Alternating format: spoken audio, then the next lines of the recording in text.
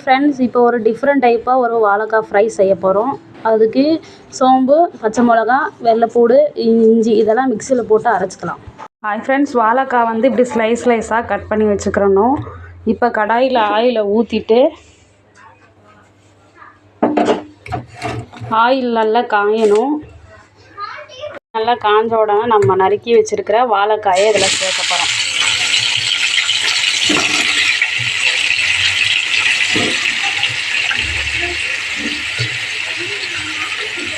இதோட சால்ட்டு மட்டும் கொஞ்சம் ஆட் பண்ணிக்கலாம்.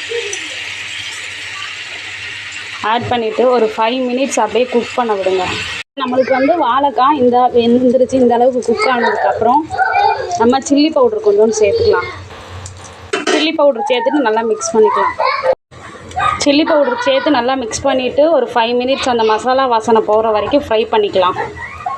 மசாலா அந்த பச்சை வாசனையெல்லாம் போயிடுச்சு. நம்ம ஃபஸ்ட்டு மிக்சியில் அரைச்சதை இதில் சேர்த்துக்கலாம். சேர்த்துட்டு மிக்ஸ் பண்ணிவிட்டு அடுப்பை அமர்த்திடலாம். ஒரு 2 மினிட்ஸ் மிக்ஸ் பண்ணினதுக்கப்புறம் வாழைக்காய் ஃப்ரை ரெடி ஆயிடுச்சு.